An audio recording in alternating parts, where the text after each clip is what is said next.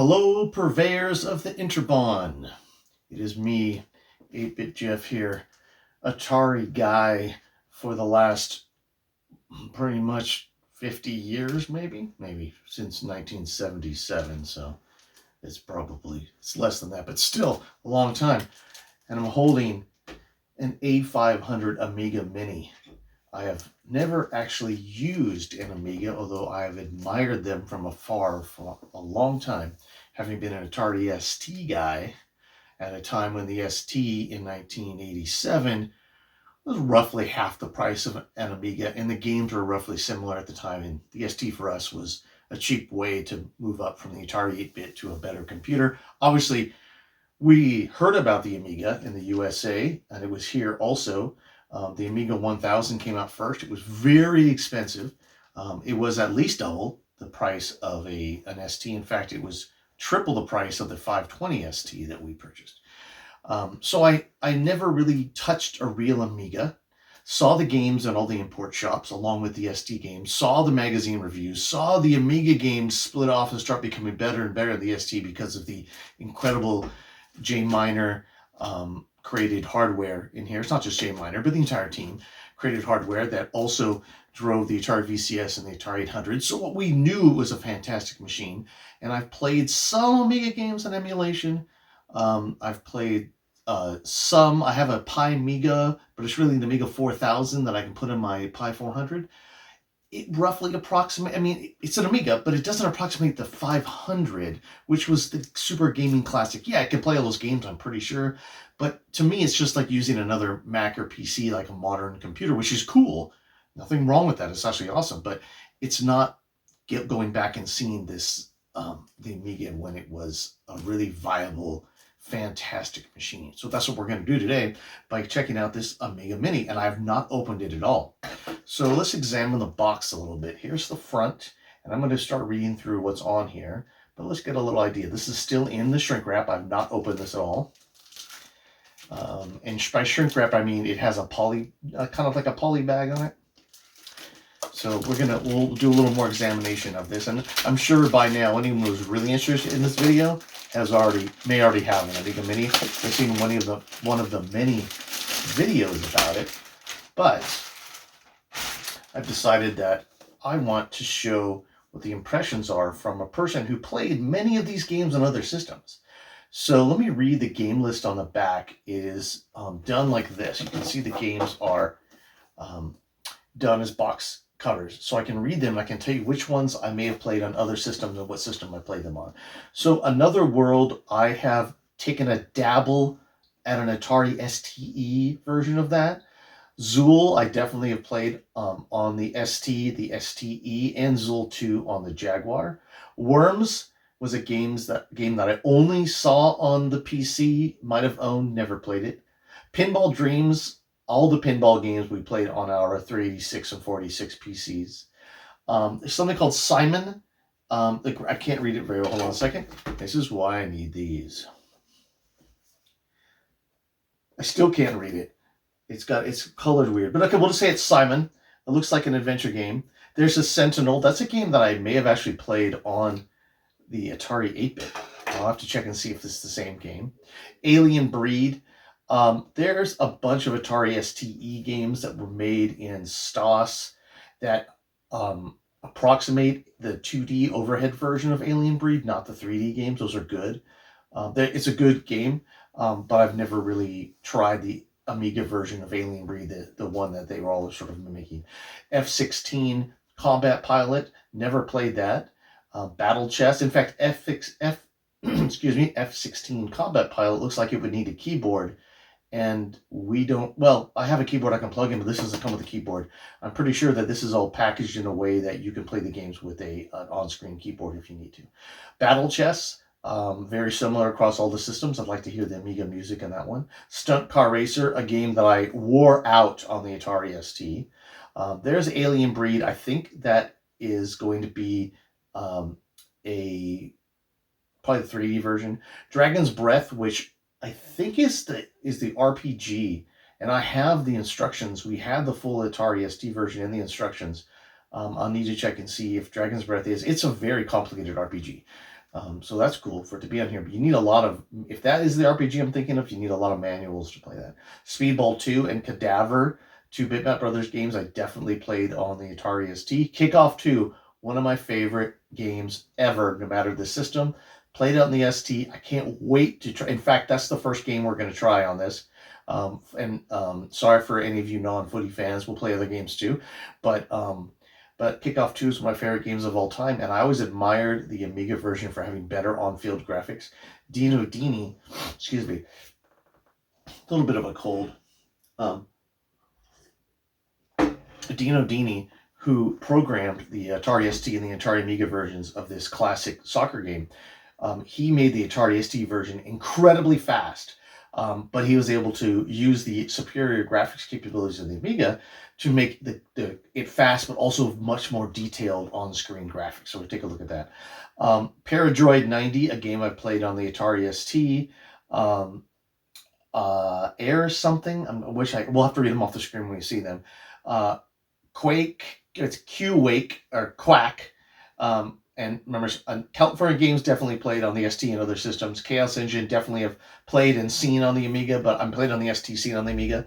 It's like as Titus the Fox. Have seen that. Lost Patrol, one of my least favorite games on the ST. We'll see how it works on the Amiga.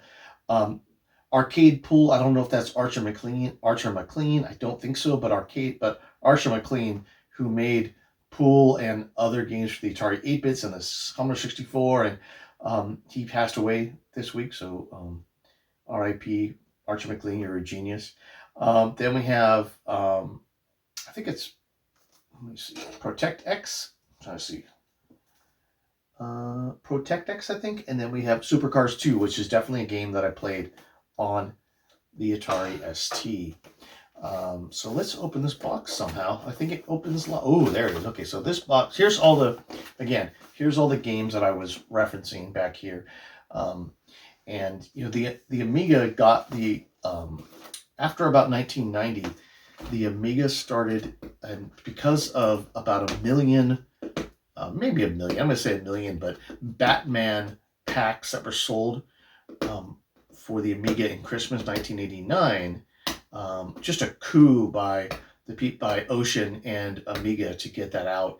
Then it showed how that Batman game was good on the Atari ST, but it was superior on the Amiga. Obviously, better sounds and a little bit faster.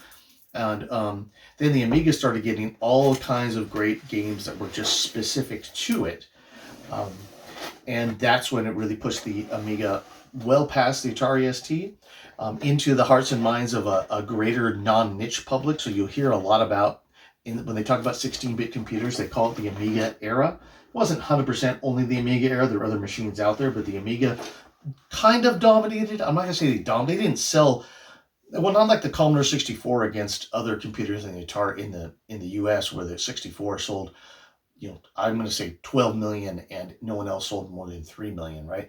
The Amiga sold maybe double the Atari ST, but if Atari ST's and Acorn sold fewer.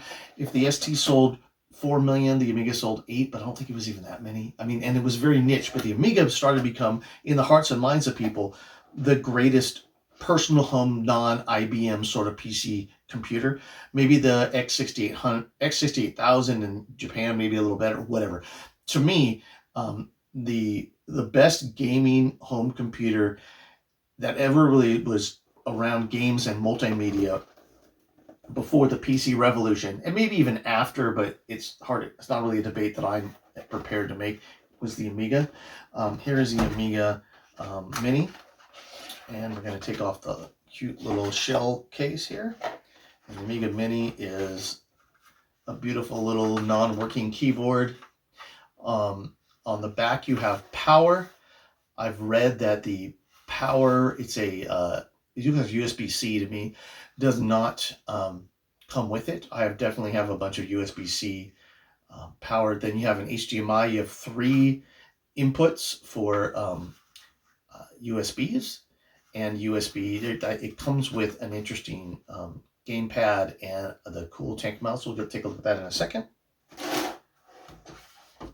Here is the quick guide, or guide rapide, in français. And like every safety manual ever, every computer game and video game manual ever, at the beginning it talks about seizures for some reason. I might get a seizure staring at this ring light. So they talk about setting it up. We're gonna do this live in a little bit. In fact, very soon. Okay, so then we have so let's put this out here. So here's the Amiga Mini. I don't know. And then here is, and I think this is a replica. This is the controller, and someone will have to tell me whether this is a replica of the CD32 or the Amiga. There's an Amiga style game system. Drop that. That might be.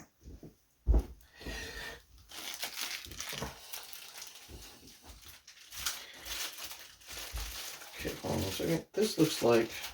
Let's keep these here. Here is the game pad. I'm gonna take this out right now.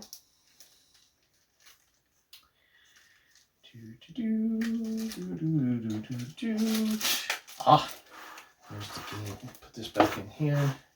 Let's take a look at that. You know, I like it. I mean, I don't know how close it is to the Amiga CD32 or pads that were out there. I think it's pretty close, and it looks good. What we got here? We have a tank mouse. So let's open this guy. So this opens a different way than the other box. Oh, it opens the same way. Let's see here. So this is. Oh, so there's more. Okay, so this has an HDMI cable, which we don't need at the moment, and it has the Amiga tank mouse, which is, well, a replica of the tank mouse. This is pretty cool. You can actually get a new version of this tank mouse. Not this one, but there's people that make them. I've heard on This Week in Retro and on the Retro Hour. Obviously, pretty much all the European big retro shows are highly focused on the Amiga and the Spectrum, and then obviously the Commodore 64. Our channel, we're not British, obviously, and we're not European. We focus on the Atari ST and the Atari 800. Those are niche even here in the US, but they focus a lot on those, and they don't give a lot of time to the other machines because the Amiga was the most popular. But there was a time when the Atari ST was the most popular. And they don't really talk about that much. I guess it's because the sales weren't that big. But to us, starting in 1986 through 1990, there was nothing but the Atari ST. We didn't really see Amigas around too much. Heard about them. We could go buy lots of games at used game stores, and not used, but game stores here. And those were really import game stores. Okay, so this is the one bag that I have to rip open because it doesn't have. I think this is the power, which will be good because I have something to plug it in over there. And this is USB-C power. Perfect. Okay, so here's the items that come with your Amiga Mini. You have a nice HDMI cable. A lot of times people aren't supplying these now. These are good. Sometimes people don't supply the power cables, but you do. We do have a nice one, and this can go into not any brick. I'll check it out, but I'll check and see what the power requirements are. Let's see. Now, I promised that I'd read other things on the side of the box, so let's read this as we close it up. This says features. Emulates Amiga 500, 600, 1200, OCS, ECS, and AGA. Great. Save and resume game functions. Let me get on my super glasses. Perfect. Save and resume. This is just reading glasses, so they don't work for everything. Sometimes they magnify, and sometimes everything just looks blurry. Save and resume game functions. Via USB, add your own games, update firmware, and connect your own devices. It will work in 1560 hertz. It outputs 720p. multiple scaling options, and CRT filter options. Now, for right now, while you've already seen while I was taking these out, I will have put the specs of what is driving this machine. And let's see. So this is another one. Contents: A500 Mini, 2-button mouse, 8-button gamepad, USB-C power cable, HDMI cable. Use of this mini home computer requires the following devices not supplied: a TV and an AC adapter or a USB or USB-A port, USB-C to A port. Fine. All right. Okay. So again, I'm gonna if you haven't seen it before, I'm gonna put the specs of what is driving this internally. This this beautiful little Amiga Mini, and I don't know. I'd like to find out what's driving this. It looks really cool. And then we're going to go over. Oh, by the way, this is out in 2022 by Retro Games Limited. The same people that did my C64 Mini, which I've not demonstrated on this channel, but I might. A lot of people have already demonstrated them, but I like to demonstrate things from an Atari perspective. Always giving love to other machines because we are not fanboys. We're fans. There's a big difference. Okay, let's move over to where we're going to set up the Amiga Mini, and we are going to take a look at all the games.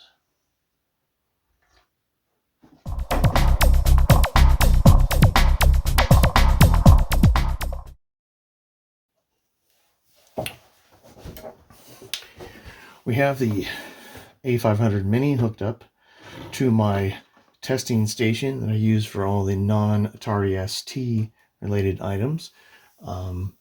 And how is it looking? We'll see. So let's turn on this TV. This is actually a TV. It's not a monitor. That's because it can get channel 3, even though it is LCD. It can get channel 2 and 3, which really helps for doing Atari 2600. Let's turn on Amiga Mini. See if we get a signal. It's the power seems to be turning on. I don't say I'm getting a signal now. Let's try this again. Oh, here we are. Turn this up a little bit. Very, very cool. Okay, so I think I can do this with the controller. I didn't read the instructions, obviously. That's because that's what happened. Okay, A select, B next. I'm going to do just choose 50 hertz. Run television test. It will work. This TV does do 50 hertz.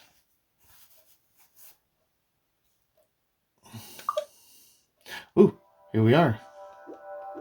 So I said the first one we were going to try was Kickoff 2 because I've never tried the Amiga version of this before.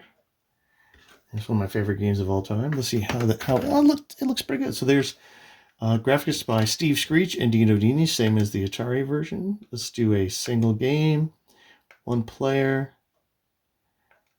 and we'll just make go up pitch.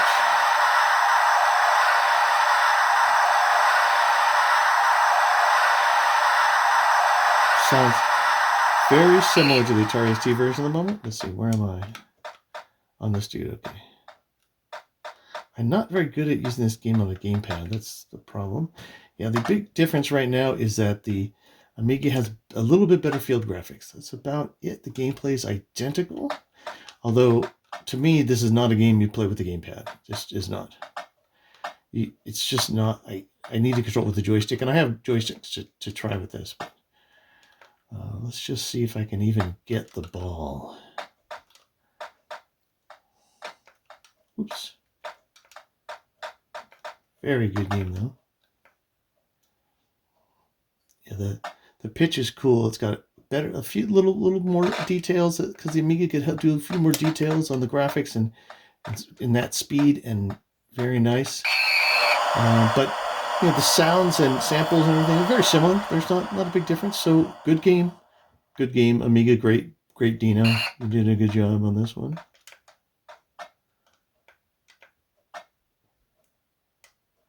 I'm also not just going to compare this to the Atari ST. Obviously, I'm going to talk about it on its own merits because, yeah, this is very similar. Okay, let's not have me keep on playing a game that needs to be played with a. So wait, hold on a second. That only has. Oh, sorry. I want to give it. Okay, let's do. I'm gonna X favorite that one. There we are. Okay, so let's look at Pinball Dreams, which I've always heard is fantastic on the Amiga.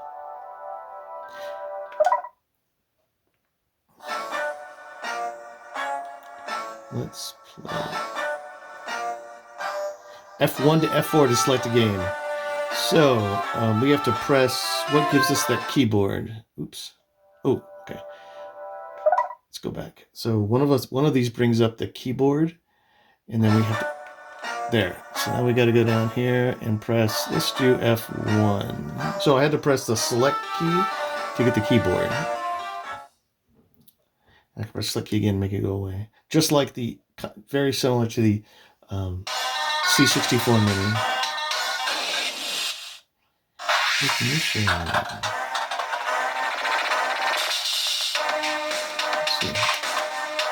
I'm hoping that these buttons do the flippers. Let's see. They are moving the things, I think. Yes, good job. Good job giving the two buttons I have. Very nice pinball game.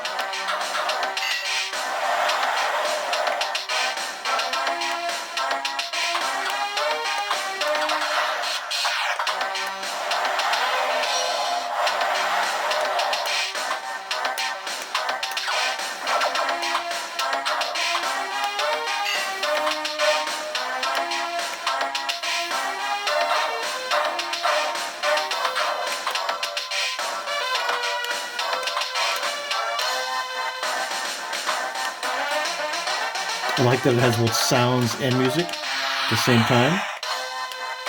Something you didn't hear on a lot of Amiga or Atari ST games at the time, even though it was possible.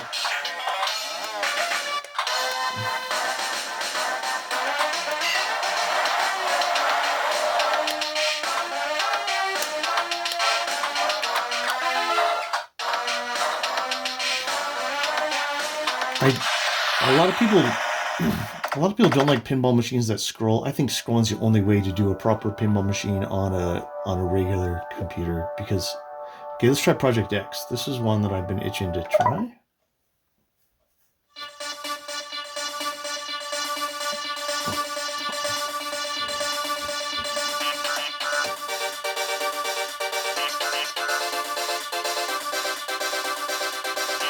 One thing that's missing so far is trainers. I need trainers for games like this. So unlimited lives or something like that.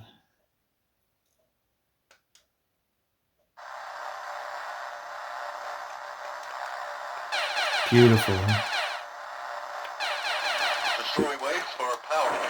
At this speed with these graphics, it could only be achieved on an Atari STE. And they'd have to do some magic to get to work, but they could have done this. But still, this is a great Amiga, and this is what separated Amiga and Atari ST games back then.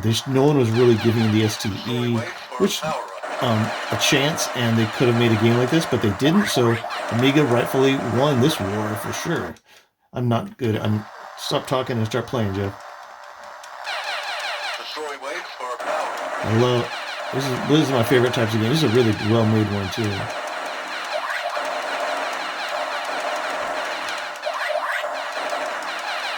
Nice job. It was a great game.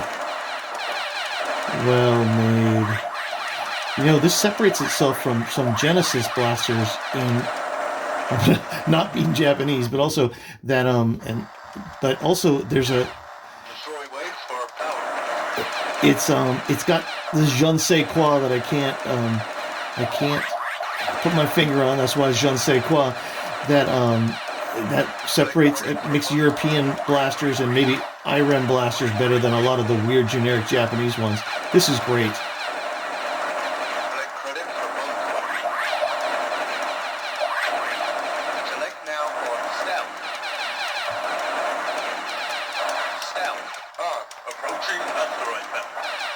Oh, cool. This has got the cartoony feel that Jay Miner and team wanted when they designed the Amiga. They wanted it to be a machine that could do cartoons live. And I know to you it doesn't look like a cartoon, but to me it does. It's so there's an animation feeling to this. It's fantastic. Maybe it does feel like to you guys it is too. Oh, okay, that's a fun game. Let's go. Like I said, this is not. I've said before, this is not a demonstration of my gaming skills. Simon the Sorcerer. It's a point-and-click adventure, so we have to use the mouse. Let's take a look at Stunt Car Racer, which is a game I played a lot on the Atari ST. Single-player league. Okay.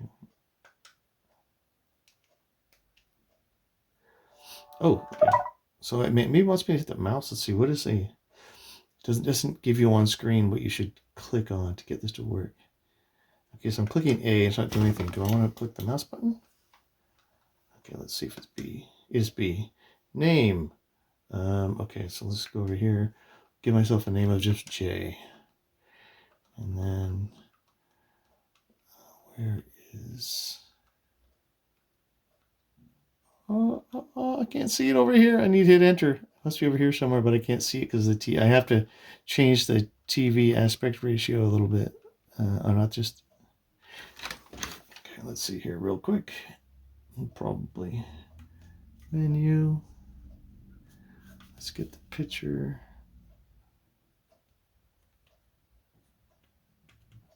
Move. Let's go to... Oh, no.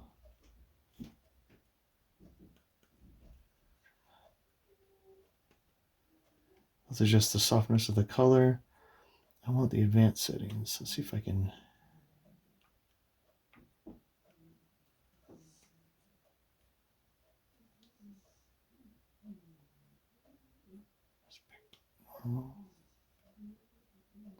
There we are. Point to point. Better aspect ratio for this is point to point. I didn't even know that was available. That's awesome. So now I can hit enter because I have, let's see, delete, help. Am I just missing the enter key? Oh, it's right here. Okay. All right, and then I'm going to turn this off and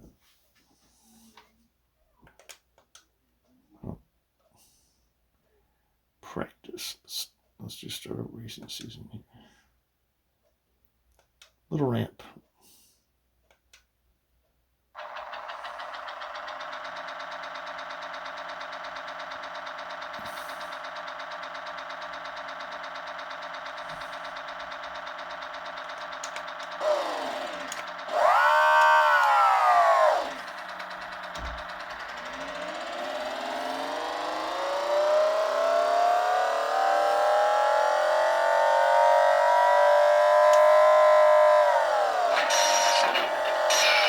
Ooh! It's about how I do on the ST version. What I can tell you about this game is the sounds are slightly better on here than they are on the ST. You get a little bit better digital sound on this. Game speed is that's me. I gotta go slower. I want to actually survive a curve on this.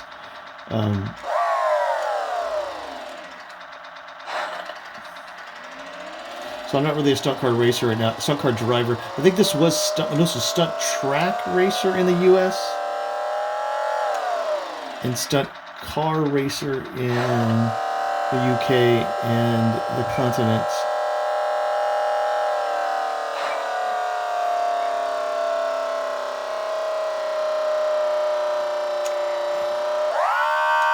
Crash. Okay, let's get out of here. All right. Supercars 2. Okay, let's see Titus the Fox. This is a game that was not bad, but not good on the Atari ST. Like Titus was okay. I don't think it scrolled very well, and by this time they should have been able to do scrolling on the ST with. I don't know. I got to take a look. I forget, but I didn't play it much. I think I did mark it as a game to go look back again on my Legends Ultimate. But Level 1. Loading, that's a long load process. Good music. Oh, I remember this.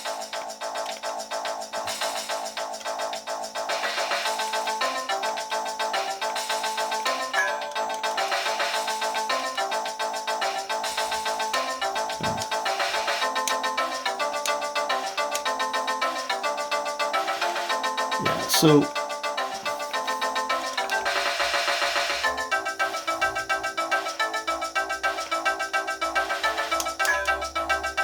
I don't know if I can fight this guy or not. Let's see. I don't think you can. I forget. This is a game I'm kind of let down a little bit by this gamepad. Not because of the gamepad, but the gamepad is not a good way to play this game. All the thugs look the same. They got a neat graphics and everything. I think this scrolls better than the ST version for sure, and the sounds are good. So this makes this game actually playable because it scrolls properly and has pretty decent sounds. I'll have to check the ST one out in a video and see, but they definitely didn't target the STE. But is it a great game? No, but is it technically well done? Yeah, definitely. Titus, a little bit about Titus. So Titus finally made Supercars 3, and it looks like Titus the Fox and a couple other games that when they got to the end of their run, they were doing pretty good, but a lot of their stuff just wasn't very good. Zool. Let's do Alien Breed 3D. This is one I've been itching to take a look at for a long time. So this may be AGA. It looks very much like it's not OCS, but doesn't matter. Oh, it does matter. One thing, a lot of times Amiga guys will compare AGA games to plain old Atari ST games made in 1986 on a stock ST, and it's like, yeah, of course your AGA game's going to look better. But this isn't available in the ST, so it doesn't matter. Oh, there we go. Oh, this is cool. It's in a tiny little window, but it's cool. I'm gonna have to press the space bar to get through here. No, you got the other button. Perfect.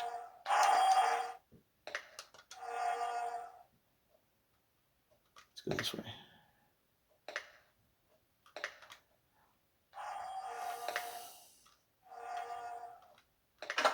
This is good. This is neat, but definitely Dread on both the ST and Amiga has bypassed this technically. I see it moving. Why is it not going anywhere? Let's see, like I could do that, and it. Okay, so I don't know why. Can we jump up here? I think I'm missing some. Oh, it's a jump. Okay, that's why it's moving, because that's a jump. So it must be the space bar or something that opens. But let me go over here and just see what I can do. One thing, yeah. I mean, I know there's 4. Do they map the other buttons? Oh, they did map other buttons on here. Oh, okay. Very cool. Okay, so I know this is not that interesting to watch because you're watching a dude who's never played this game fumble around on it. I got to figure out a way to open this. So I'm gonna hit the space bar when I get up here in the. I think the space bar would have been mapped though, and it probably was, and I'm probably wrong. Here's space. I think this is space. No, it may be space, but it's just not acting like the space bar may not be what you need to hit to open things in here. Maybe there's more information about this. Let me see here, just a second. Is there? Nope, they didn't give me more information of the game. I'll need to take a look at the instructions somewhere to find out. So let's do the original Alien Breed.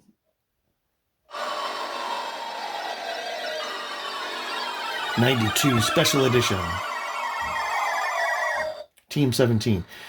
They made a bunch of good games for the Atari ST too. Then they stopped making them, obviously, when Atari stopped making STs and started focusing on the Jaguar.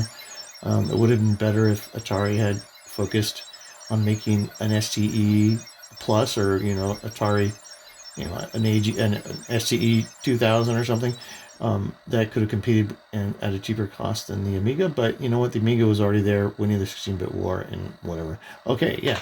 Very similar to the games that I played on the ST. Do the same thing. In fact, I think one of them is basically the same thing, but it's like Alien Thing, I think it is, on the ST. That's basically the same game. Okay. I don't know if there's any other button I need to get out of here. One thing about this right now is I guess there's some things that I'm going to need to figure out control-wise that I don't already know.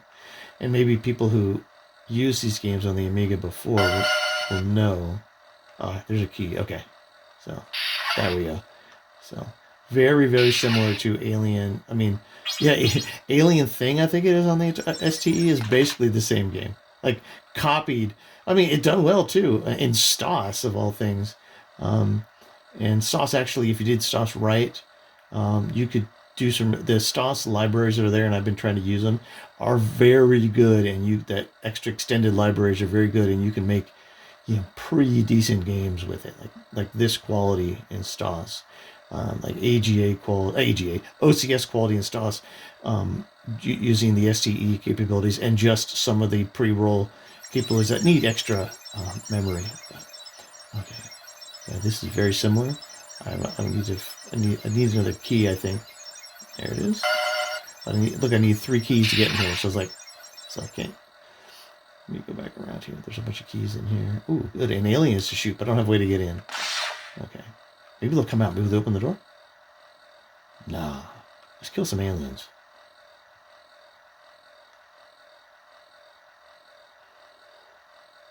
I know normally you guys hear people talking about the Amiga or the ST, and they're comparing each other together, and they're not really talking from an ST owner's perspective.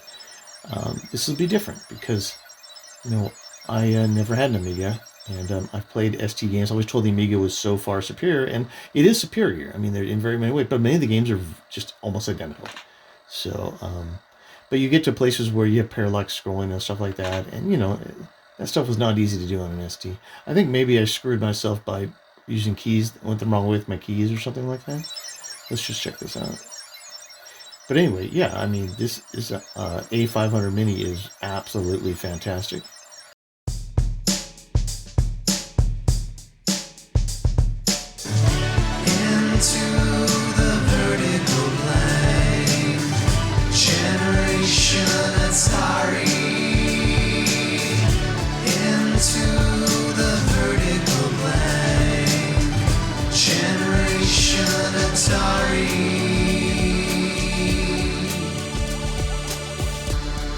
Into the vertical blank.